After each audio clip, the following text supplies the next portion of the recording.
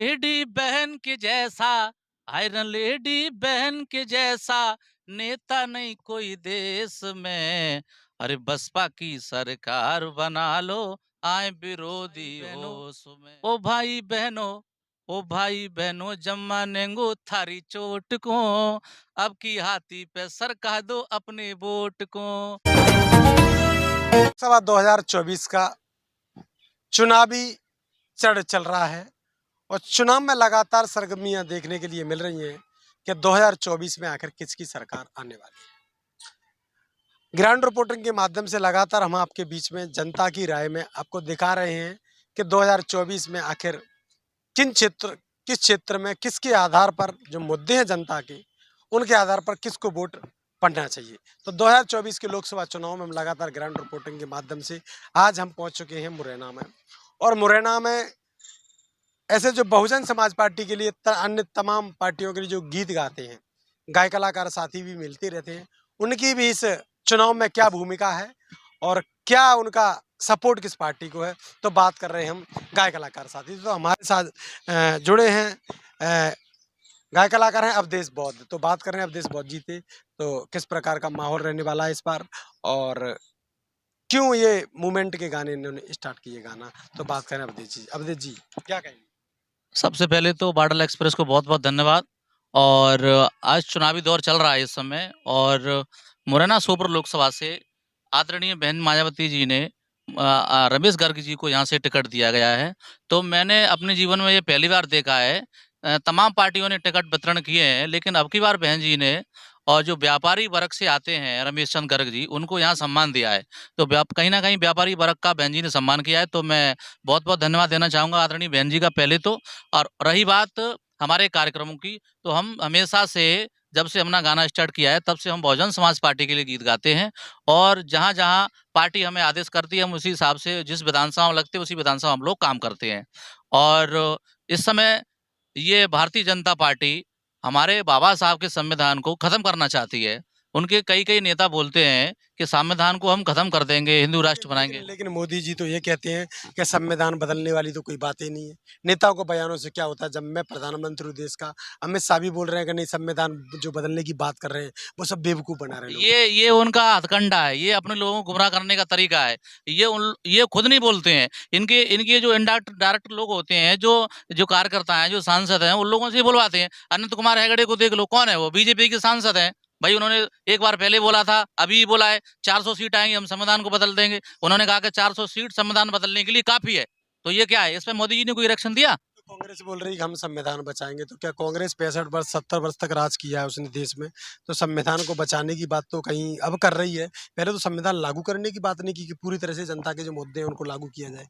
भई कहीं न कहीं इसमें कांग्रेस भी ज़िम्मेदार है। भई उन्होंने 70 साल राज किया, तो ऐसे-ऐसे कानून बना दी, तो ये लोग ये इस तरीके से बात कर रहे हैं, उनको तुरंत सज़ा मिलती। लेकिन उन्होंने 70 साल राज कर लिया, कम संविधान के लिए कुछ नहीं किया। हमारे गरीब, दलित, मज़दूरों के लिए उन्होंने कुछ ऐसा कानून नहीं बनाया, जिससे उनकी रोज़ी-रोटी का साधन बन सके।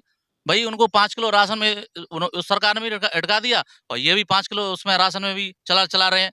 भई जो मेन मुद्दे हैं, महँगाई है, बेरोज़गारी है, तमाम मुद्दे हैं, जो ज़मीनी स्तर के मुद्दे हैं, उन पे कोई बात ही नहीं करते हैं। तो बसपा सुप्रीमो बहन मायावती जी का क्या विचार है इस पर लेकर? संविधान के बारे में हो, चाहे देश की जनता के बारे में हो या फिर बुनियादी मुद्दे हों, इन पर बहन कुमारी मायावती जी क्या कहती हैं?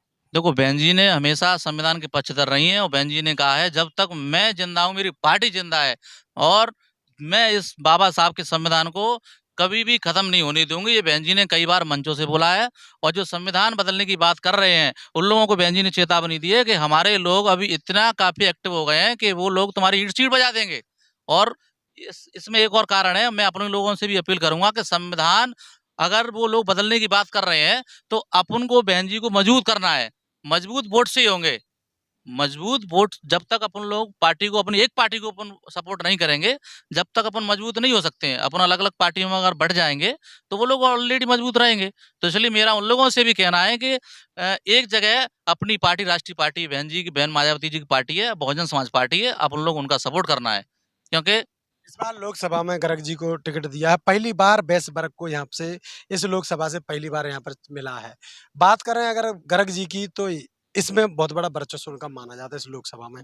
क्या बनिया वर्ग अपनी जो किस प्रकार का जो उनका जो मूवमेंट है या बनिया वर्ग को एक अस्तित्व मिला है पहली बार उभरने के लिए, क्या बनिया वर्ग इसको बचा पाएगा?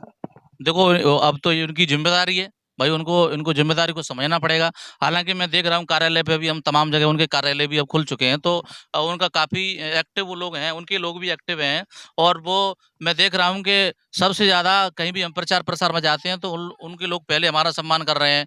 तो कहीं न कहीं उनको भी लग रहा है कि उनके जो बड़े लीडर हैं, उनके जो क्या नाम है कर्ता-धर्ता हैं, वो उनके आदेश का वो पालन भी करते हैं। तो उनको यहाँ टिकट मिला है और बड़े व्यापारी हैं, तो कहीं न कहीं वो उनके साथ हैं।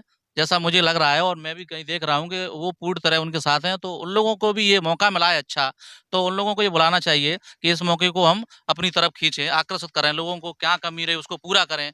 और रही बात, अब देखो कांग्रेस से भी देख लो, ठाकुर समाज को टिकट मिला है, ठीक है? और बीजेपी से देख लो, उनको भी ऐसे ही टिकट मिला है, तो ये दबंग दबंग लोग हैं। तो अगर और जो बनिया बैस वर्ग लोग हैं, ये दबंगताई नहीं करते हैं। तो अगर जो दबे कुचले समाज के लोग हैं, एसटी, एसटी, ओबीसी वाले लोग हैं, अगर ये अपने आप को समझे कि भाई हमको गुंडागर्दी खत्म करना है, ये सब चीज़ खत्म करना है, तो वो इनको चुने, इससे इनसे अच्छा विकल्प कोई है ही नहीं। भाई इनको कोई मतलब ही नहीं है किसी चीज़ से, ये तो विकास कराएँगे, इनके पास किसी चीज़ की कमी नहीं है, सब चीज़ आपके सामने है। तो मैं तो यही लोग अपील करूँगा कि भाई और हालाँकि संगीत के माध्यम से भी मैं एक लोकसभा चुनाव में खासकर आपका क्या विजन है गायकी के माध्यम से, कविताओं के माध्यम से, क्या लोगों तक पहुँचाना चाहते हैं, वो भी बता दीजिए? देखिए, मैं बहन जी के लिए मैंने बहुत पहले गीत गाया था और तो मैं आपके चैनल के माध्यम से आप लोगों के बीच में पहुँचाना चाह रहा हूँ। आप लोग सभी ध्यान से सुनिएगा कि आयरन लेडी बहन के जैसा, आयरन लेडी बहन के जैसा नेता नहीं कोई देश में। अरे बसपा की सरकार बना लो, आए विरोधी होश में। बसपा की सरकार बना लो, आए विरोधी होश में। और एक और बात कहना चाहूँगा कि 4-4 यूपी की सीएम बन बहना दिखलाई थी। 4-4 बार यूपी की सीएम बन बहना दिखलाई थी, तब गुंडे मवाली बदमाशों को जेल की हवा खिलाई थी।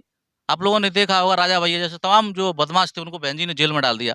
लेकिन इसलिए अपन को ये सोचना पड़ेगा कि अगर कानून व्यवस्था और को अगर अच्छी तरीके से अपन को पूरे देश में लागू कराना है तो बहन जी से अच्छा विकल्प कोई नहीं हो सकता है। इस बात को हम भी मानते हैं और ये तमाम लोग। अब रही बात, मैं आपका तो बहुत-बहुत आभार करता हूँ कि हमारे जो बहुजन मीडिया है, वो इस मुद्दे को उठाता है, तमाम खबरें दिखाता है। लेकिन जो बड़े-बड़े मीडिया वाले लोग हैं, ये जी न्यूज़ मतलब तमाम लोग हैं, जो नाम नहीं लेना चाहूँगा, तो ये लोग कहीं न कहीं उनसे मिले हुए हैं। भई खबर उनकी दिखाएँगे, 400 पार उनको दिखाएँगे, हमें कहीं दिखाएँगे ही नहीं। ये देश में भी एक तरह से माहौल बना रहे हैं वो लोग, क्योंकि वहाँ उनका पहुँच चुका है सब चीज़। 400 पार उनकी सीट जाने वाली है, कुछ और जाने वाला है? क्या कहेंगे 400? भई अब वो पता नहीं उन्होंने क्या सेटिंग कर रखी है, वो तो बोलते हैं बार-बार कि 400 पार। मैं तो ये कह रहा था भई 400 पार तो बहुत कुछ चला गया है, 400 पार सिलेंडर भी चला गया है। भई सिलेंडर 4 साढ़े 400 का था, 11-1200 का हो गया। पेट्रोल भी जा सकती है, सब कुछ जा सकता है भई।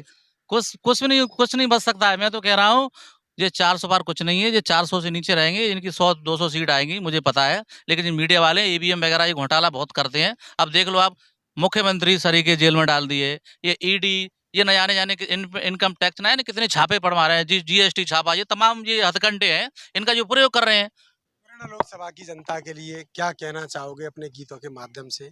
रमेश गर्ग जी के लिए क्या संदेश रहेगा? देखो, रमेश गर्ग जी अच्छे वक्तव्य हैं, अच्छे लीडर हैं और उनको टिकट मिला है, तो हम यही कह रहे हैं कि एक देसी फ़ोक इसको बोलते हैं, तो उस भाषा में क्योंकि हम लोग देसी लाइन से जुड़े हुए हैं और देसी हमारा कल्चर है और इसलिए मैं कहना चाहूँगा कि भाई-बहनों, ओ भाई-बहनों, ओ भाई-बहनों जम्मा नेंगो थारी चोट को, अब की हाथी पे सरका दो अपने वोट को। भाई-बहनों जम्मा नेंगो थारी चोट को, और रमेश गर्ग जी को देना अपने वोट को। ये तमाम हमारा विज़न है और एक और बात मैं भूल गया था, जैसे कंगना रनौत को टिकट मिला है, आप लोगों ने उनके बयान भी सुने होंगे, ऐसे-ऐसे बयान आते हैं उल्टे-सीधे, लेकिन पता नहीं देश मतलब ये लोग वहाँ के लोग कैसे उनको पसंद करते हैं, वो कौन लोग हैं, जो इस तरीके से जो बयान देते हैं, उनको फिर वो टिकट देती है पार्टी और उनको जिता रही है, तमाम चीज़ें। अब उन्होंने बयान दिया कि असली आज़ादी 2014 में मोदी जी को प्रधानमंत्री के बाद मिली। बताओ ये हमारे देश के वीर जवान शहीद हो गए, भगत सिंह, चंद्रशेखर, राजगुरु तमाम जो हमारे जो शहीद जो वीर शहीद हैं उनको उनका इन्होंने अपमान किया, देश का अपमान किया, हमारे देश के तिरंगे का अपमान किया, हमारे हमारे देश का अपमान किया। तो ये इस तरीके से बयान दे रहे हैं, लेकिन किसी पे कोई कार्रवाई नहीं, क्योंकि भाई ये वॉशिंग मशीन में धुल गए हैं।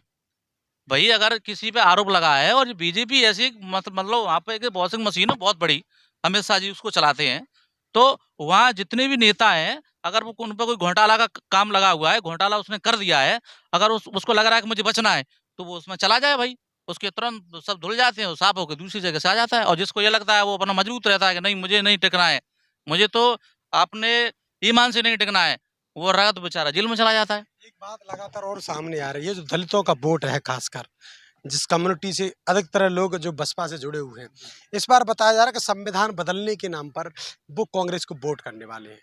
क्या अच्छा। कहोगे इस पर? अच्छा, इसमें एक बात मैं पूछना चाहता हूँ कांग्रेस वालों से, जब 2018 का चुनाव हुआ, तब कमलनाथ जी मुरैना में आए थे, उनकी सभा लगी हुई थी। उन्होंने ये कहा था भरे मन से कि जैसे ही हमारी सरकार बनेगी, हम 2 अप्रैल के SC/ST एट्रोसिटी एक्ट में जो मामले दर्ज हुए हैं, हम उन सभी केसों को अपनी सरकार बनते ही माफ करवाएँगे। बताओ उन्होंने किया? वो तो कहते हैं हमने वापस कर कहाँ कर लिए? उन्होंने कहा कि सीपी शर्मा हमारे गृह मंत्री हैं साहब, वही सब वही वही सुनेंगे। भई आप तो मुख्यमंत्री थे ना, सीपी शर्मा कौन होते हैं? हैं? पीसी शर्मा कौन होते हैं? वो गृह मंत्री थे उस समय, तो उन्होंने उन पे पल्ला झाड़ दिया। उन्होंने कहा मुख्यमंत्री साहब देंगे, तो हमारे लोगों को ऐसे ही गुमराह करते रहे। तमाम लोग हमारे मिलने भी गए थे, पार्टी के पदाधिकारी भी गए थे। बहन जी ने भी वहाँ से आदेश किया था कि भई हमारे लोगों को क्यों परेशान कर रहे हैं? आप केस वापस क्यों नहीं ले रहे हैं? लेकिन अभी तक केस वापस नहीं हुए। तो इसका खामियाजा कांग्रेस को भुगतना पड़ा। पूरी कांग्रेस का सिर बड़ा साफ हो गया। जितने बड़े-बड़े नेता थे सब चले गए। अभी भी सुनने में आ रहा है कि जो 2 अप्रैल वाले केस थे, हाँ। उनमें फिर से लोगों की गिरफ्तारियां शुरू हो गई हैं, जिनका वारंट निकल गए थे। उनको अभी भी जेल में डाला जा रहा है। तो क्या यह बात सच है? बिल्कुल, बिल्कुल सच बात है ये तो। ये मैं कह तो रहा हूँ अगर कांग्रेस चाहती तो ये सब होने की ज़रूरत ही नहीं थी। तो ये समाप्त हो जाती उनकी सरकार में। और मैं कह रहा हूँ अगर कांग्रेस हमारे लोगों के केस वापस कर देती तो कांग्रेस की सरकार इस समय दोबारा 2000 ये अभी चुनाव हुआ है ना विधानसभा का, उसमें सरकार बनती। लेकिन उन्होंने हमारे से लोगों के साथ धोखा किया इसलिए हमारे लोगों ने उसको सबक सिखा दिया है। और मैं तो यही कहूँगा जो भी कोई पार्टी हो, अगर अपने अपने साथ नहीं खड़ी है तो उसको सबक सिखाने का काम ज़रूर करें। और आप सभी का बहुत-बहुत धन्यवाद। और आप हमारे इंटरव्यू लिए, आपका बहुत-बहुत शुक्रिया। और चलिए, तो लगातार बने रहिए वार्डल एक्सप्रेस के साथ यूट्यूब, फेसबुक और इंस्टाग्राम पर आप हमें देखते रहिए। हमारे साथ जुड़े थे अवधेश बौद्ध, एक विख्यात कलाकार हैं, समाज के नेता भी हैं, कवि भी हैं और तमाम बातें उनकी लगातार यूट्यूब पे के माध्यम से आती रहती है। देखते रहिए वार्डल एक्सप्रेस। मैं हूँ दीपक, बहुत-बहुत धन्यवाद।